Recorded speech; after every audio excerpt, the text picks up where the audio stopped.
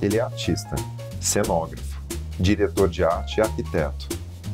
Com um olhar extremamente refinado, consegue produzir uma arte impactante, inclusiva e, acima de tudo, questionadora. Seu trabalho vai desde a concepção cênica de um espetáculo, o Cirque du Soleil, até o Museu da Cruz Vermelha na Suíça. O rolê de hoje é com o Gringo Cardia.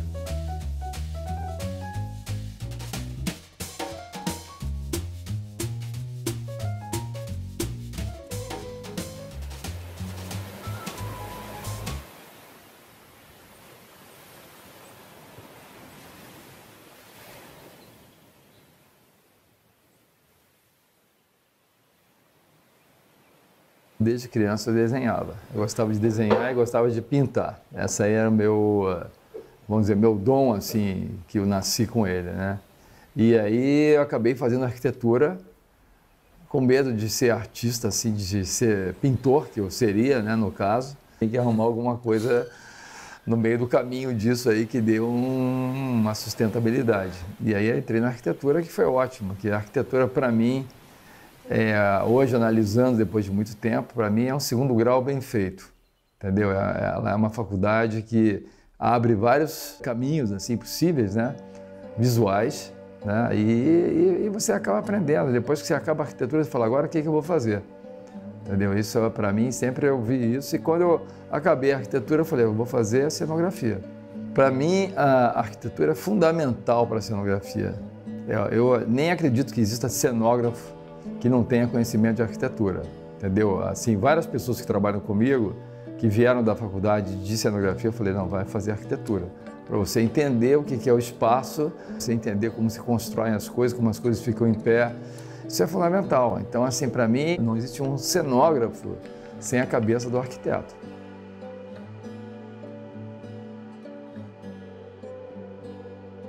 Os meus grandes trabalhos nos últimos 5 anos são os grandes museus que eu tenho feito no Brasil e fora do Brasil, que na verdade são assim, histórias incríveis que você tem que mostrar às pessoas quem é aquela pessoa, o que é aquele assunto e qual é o interesse que aquilo tem para a humanidade. Um dos primeiros museus que eu fiz é o Museu da Cruz Vermelha Internacional, que fica em Genebra, na Suíça, e eles chamaram assim 14 arquitetos do mundo inteiro, que eles selecionaram para apresentar um projeto. Eu apresentei, o meu foi um dos escolhidos. Escolheram 3 arquitetos, cenógrafos, assim, para fazer o museu.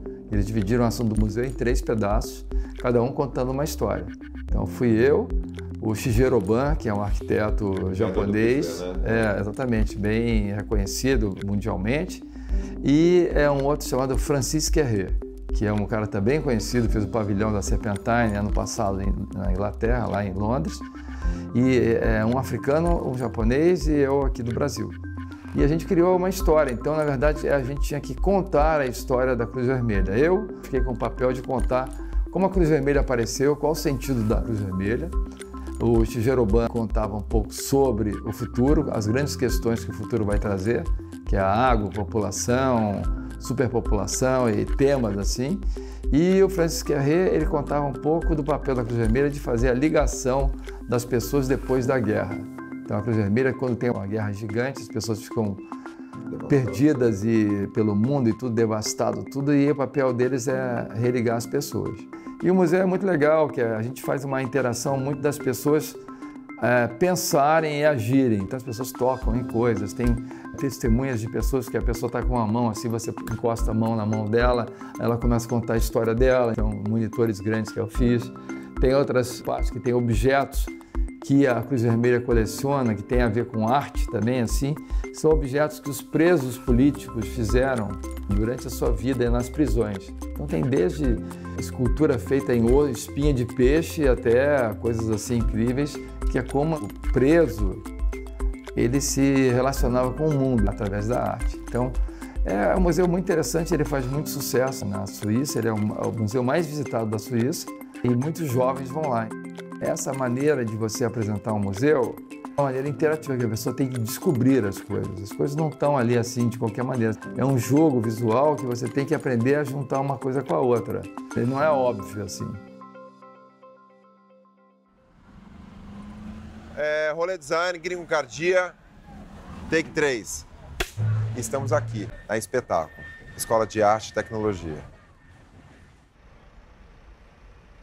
Mesmo com tantas conquistas, Gringo sempre acreditou que poderia fazer algo a mais. De sua amizade com a atriz Marisa Hort, nasceu um de seus projetos mais importantes, a Espetáculo, uma escola na região portuária do Rio de Janeiro para jovens que moram em regiões vulneráveis e que completa 20 anos de fundação. Além de ensinar um ofício e ainda com uma ajuda de custo, a Espetáculo insere na maior parte das vezes seus alunos no mercado de trabalho. Gringo conseguiu levar ao pé da letra o poder de transformação da arte. Está num galpão ocupado de uma forma natural, como um galpão mesmo, com subdivisões de salas e na outra metade do espaço um palco. Como funciona? Esse galpão aqui, na verdade, é um galpão industrial que servia para as cargas do porto do Rio de Janeiro e ele fica do lado da rodoviária, que é um ponto bem central, porque eu queria que viessem jovens de todos os lugares do Rio. E ao lado da rodoviária é o lugar mais central que existe. A gente achava que a gente tinha que dar alguma contribuição para a sociedade, de maneira que, assim, quando você se realiza o seu trabalho, você tem uma sorte, que a maioria das pessoas não tem. Então, quer dizer, de alguma maneira, você tem que trocar aquilo, você tem que ajudar. E a gente falou, vamos fazer o quê? Vamos ajudar alguma coisa? Falei, vamos fazer uma escola na área que a gente atua, que é uma área que a gente tem influência. E aí, na verdade, o papel da escola é o quê? É você ensinar o jovem que não tem acesso àquilo e colocar ele rapidamente, inserir ele na sociedade, trabalhando, fazendo coisas. Que essa ponte do jovem entrar na sociedade atuante é uma ponte que depende de outras pessoas, depende da gente, como pessoas influentes, de fazer essa ponte. As profissões que a gente tinha lá é assim, montador de cenário, assistente de iluminação, assistente de figurino, assistente de camarim, de palco, maquiagem, cabelo, vídeo, fotografia, tratamento de imagem. Então são coisas todas relacionadas à coisa visual. E os jovens, na verdade, eles passavam por todas essas oficinas antes de escolher qual que eles queriam ficar, porque aí também dá a oportunidade do jovem poder mudar. Eu gosto disso, daquilo, quer dizer... De repente entra para fazer um curso específico e se envereda para outro caminho no meio do processo. Claro, a vida é assim. A gente faz isso muito, né? A gente já é assim, então por que o jovem pobre não pode ser assim? Então a gente falou, não, a gente tem que fazer. A gente formou em um ano um tipo de jovem que vem de projeto muito interessante e atuante, assim, que para o mercado as pessoas veem com diferença. Fala assim, o aluno que vem da Espetáculo é diferente. Ele dá a sua opinião, ele conversa olhando para você. Isso aí é muito raro. As pessoas são treinadas a bater prego, olhar para o prego e achar que e fazer é isso aí, entendeu? Não, o aluno da Espetáculo, ele monta um negócio, mas ele sabe que peça é aquela, ele tem curiosidade de saber qual é aquela história, quando é que viveu aquele autor ali, entendeu? Para o que significa. A nossa intenção é formar pessoas melhores, não só profissionais assim, aptos, mas pessoas que pensam, que têm essa consciência crítica, que é a coisa fundamental que move qualquer pessoa.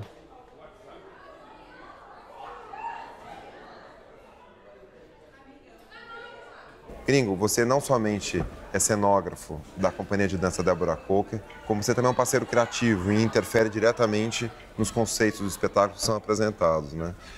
E a gente sabe que a Débora inovou por ter uma concepção cênica, uma concepção de criação que envolve design, e não só do ponto de vista de adereço ou de objetos, como é o caso do Momix, aquele grupo canadense, mas ela também tem uma interferência direta na concepção da coreografia.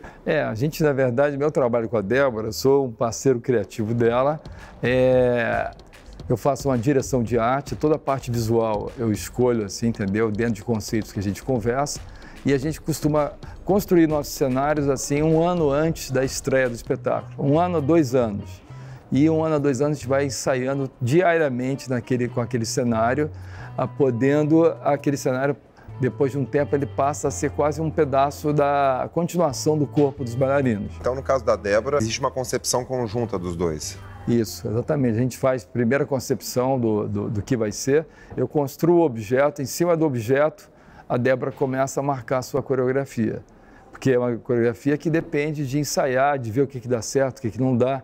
Ela tem uma ideia geral, mas com o ensaio diário é que ela vai descobrindo exatamente quais são os passos daquela coreografia. Um espetáculo que me marcou muito, e foi a primeira vez que eu assisti a Débora, eu acredito que para muita gente foi o Velox, que deve ter já uns 15 anos.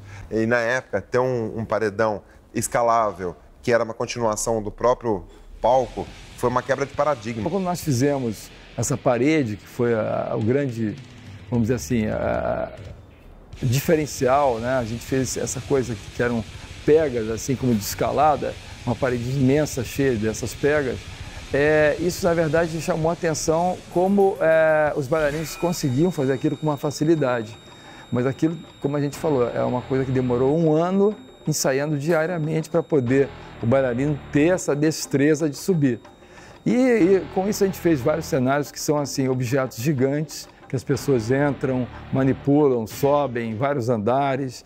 E a partir disso mesmo também é que o Cirque du Soleil chamou a gente para fazer um espetáculo chamado Ovo, que é exatamente em cima dessa parede, com essas pegas que nós fizemos, e está em turnê pelo mundo aí já há 10 anos.